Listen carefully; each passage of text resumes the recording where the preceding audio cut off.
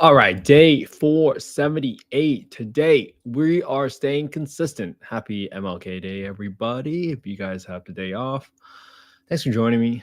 Hope you spend some quality time with your family and friends today, especially have a day off. That's what life is all about. All right, today, if you've been following what we've been doing, is we've been tracking properties as they're coming onto the market.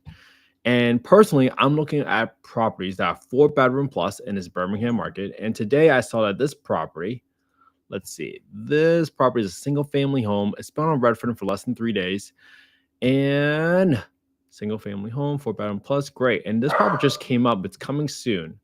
And it says right here that for 772 Lamplighter Circle in Birmingham, Alabama, 35214. You can see that this property is pretty solid in my opinion. That's a above average kitchen, pretty modern. I don't think I would call that modern. Oh, 1 second. Sorry, folks. 1 second.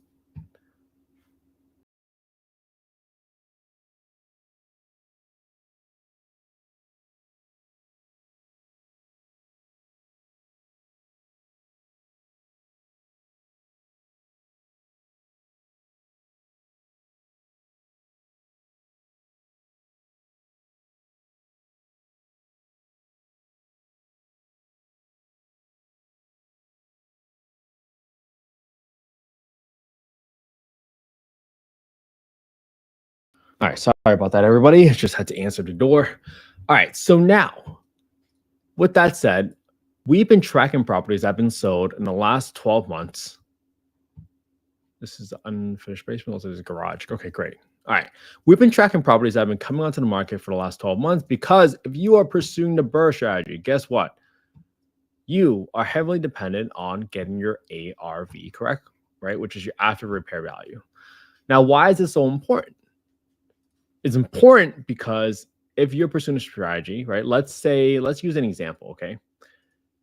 Let's say you are buying a property for $20,000 and you spend $50,000 renovating that property to make it worth $100,000. So you're all on the property for $70,000, right? That's 20 grand to buy, 50 grand of rehab, on at 70, but you're able to make $30,000 of equity between the 20 and the 50 and then the 100 to make it worth 100 grand. Now you're able to go get a debt service coverage ratio loan, a DSCR, or an asset-based loan to take back out 70% easily of the home's value. So now you can get back out 70 grand in the form of loan proceeds, so it's not taxable. And you're able to take the same 70 grand and rinse and repeat over and over again, right?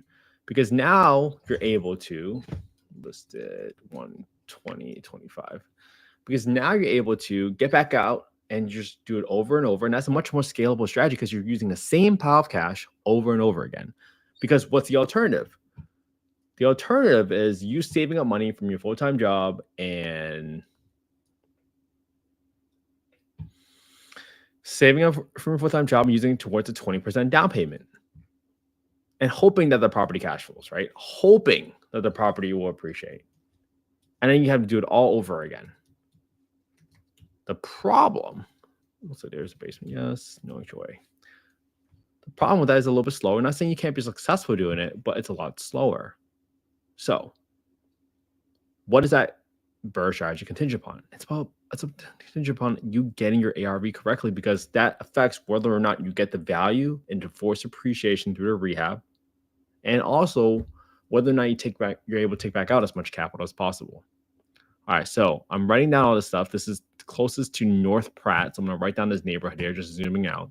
And the reason I'm noting down all these details is because, well, when you are getting an appraisal from your lender and you don't get the value that you're looking for your property, right, which will also affect how much capital you can pull back out from the deal, what are you going to do to challenge that appraisal, right? These are all factors that matter tremendously. So this is why we care about the neighborhoods, right? Because what's the perfect comp? The perfect comp will be if I can look at this property and say, hey, if I was renting this home right here or this home right here, and this was a sold comp, And these properties that were subject properties made of 3-bedroom, same square footage. I mean, what's the perfect comp? It's same square footage, same bed bath count, same lot size, same finishes, same year built. That would be a perfect comp, but usually that doesn't happen, right? So as you go across natural borders like parks, man-made borders such like these big highways, you're gonna face a higher risk of not getting the right ARV. But that's why you got to do this every single day so you can figure out, hey, what's going on? Like for this example, this property is in North Pratt, and there's another property in North Pratt. This property was built in 1920, 1520 square feet. Did that property sell yet? No, it's still on here. It's still on the market for $139,900 when it was listed for $189,000. It was listed for $189,000 originally, and they dropped auto to $139,000, and they still haven't had any buyers. Dropped to $139,000. Good. Let me see. For $189,000, dropped to $139,000 by $115.25.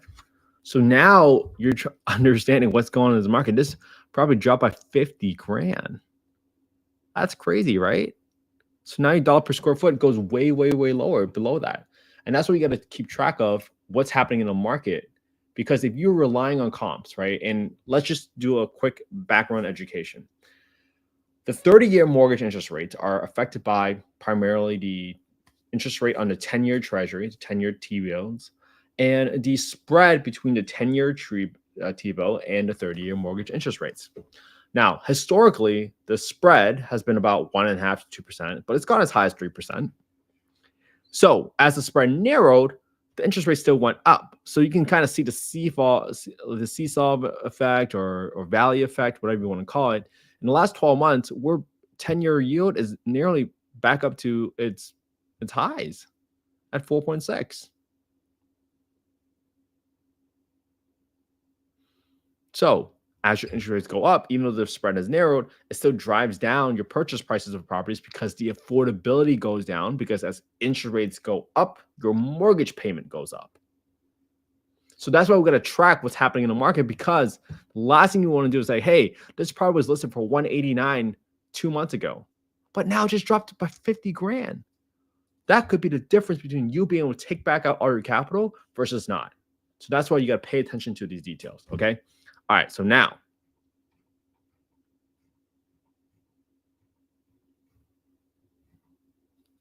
let me write down some conditions. Modern bathrooms, modern kitchen, right? Let me look at the kitchen one more time. Above average kitchen. Let's see.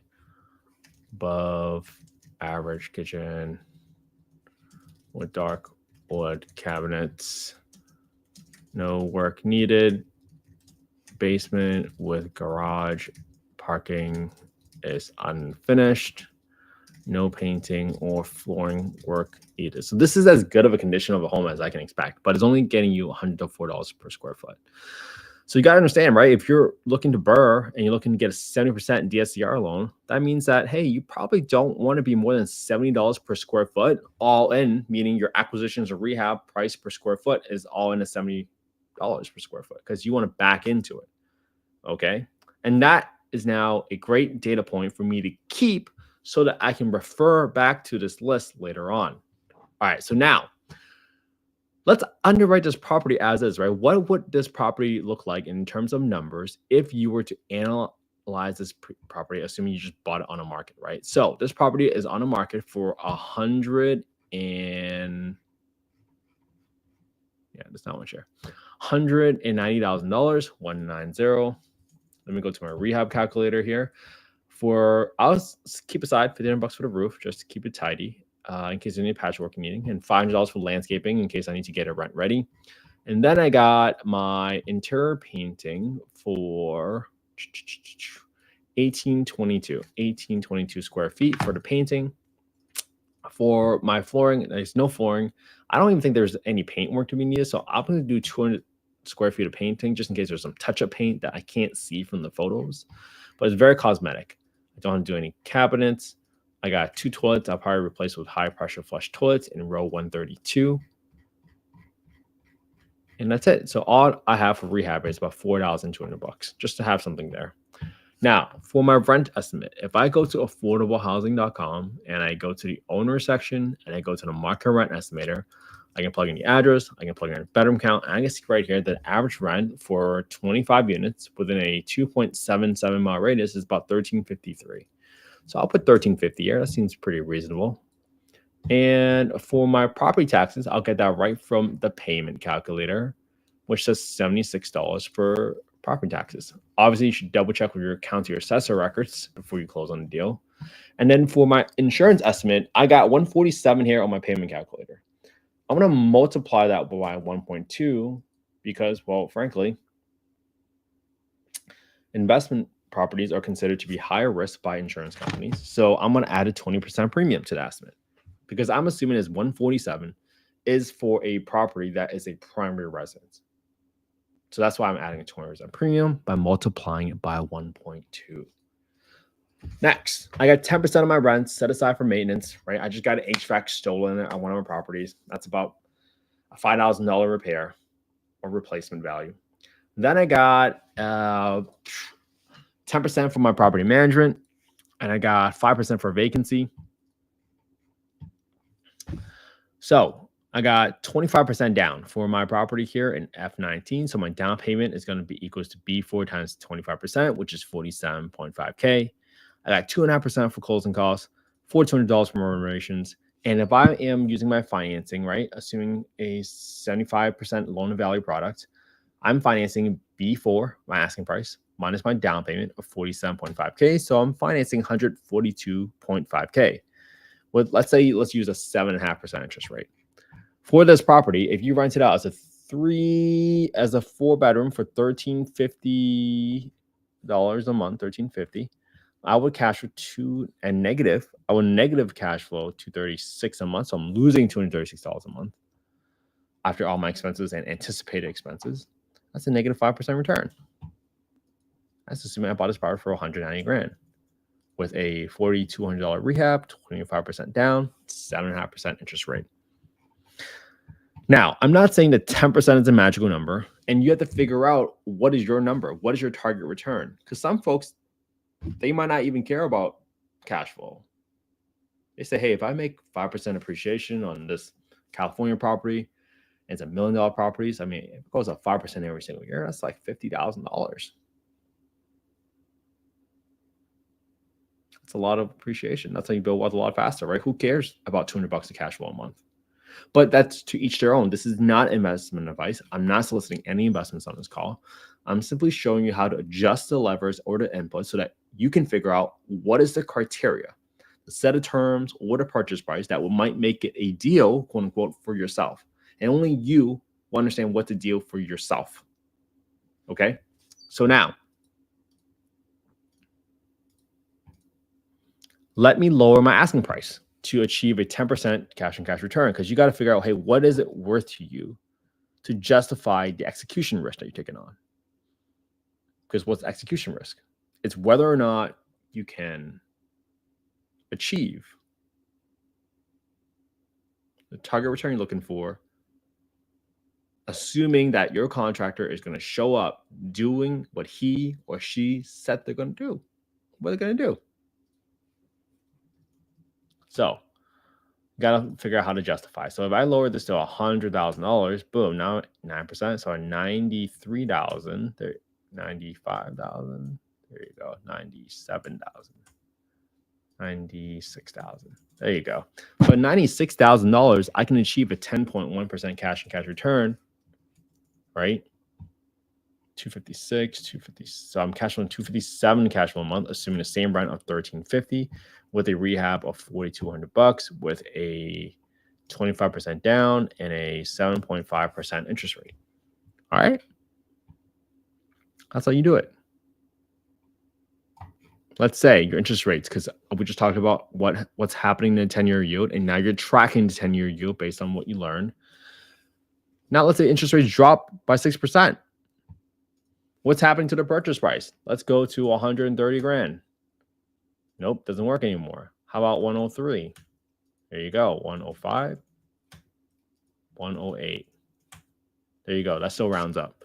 So because your interest rates dropped from 7.5 to 6 points, right, that's a 1.5 point decrease, assuming everything else stays constant, you can still afford to pay 108 for this property because you're still able to get a 9.7% return, assuming you can cash with 274 a month with a 1350 rent number. And that's the beauty of you learning how to adjust the inputs, the levers, what's your criteria, depending on the market condition. Hopefully this was helpful, right? This is to help you take emotions out of the deal, right? If you just, let's say you double your rehab or triple your rehab, let's go to B4 and triple our rehab because you found some issues, right? Maybe something's wrong with the electrical panel. Or maybe the HVAC gets stolen while you're in contract. Happens. That just happened to me. What are you going to do? So now you say, hey, even though my rehab tripled, maybe I can go back down to 93 grand or 95 grand or 98 grand, 97, and still achieve my 10% target return, assuming my interest rates are now 6%, right? My rehab tripled, so let's say almost 13 grand. Let's use this round numbers here. 25% down, 6% interest rate. But now I would have to buy this property for 97 grand. Now, did you panic? No, you might have made an offer 108. But now because you found out something happened to your home, or you did an inspection, you figure out something happened. Well, now you just got to adjust based on the numbers. And this is how you don't freak out. And this is how you stay objective to understanding, hey, it's just a number. If you can assign a number to the problem, then you just figure out whether or not it's solvable and achieves target criteria you're looking for. Hopefully this was helpful, everybody. And just a new podcast alert. If you guys want to see the latest podcast on the Birmingham market, definitely check out the latest podcast I did with Daisy Sebastian. She talks about all the hot markets in Alabama. Great hustler. She is so good at explaining why do certain folks look for certain areas for affordable housing, and ultimately what the process looks like for affordable housing. I think it's a great podcast. Please check it out. I think it'll be very interesting. All right. So my hope is this. I hope you copy my homework today. Analyze the same deal analyzed today. This property is coming on the market. It's only been listed for 2 hours.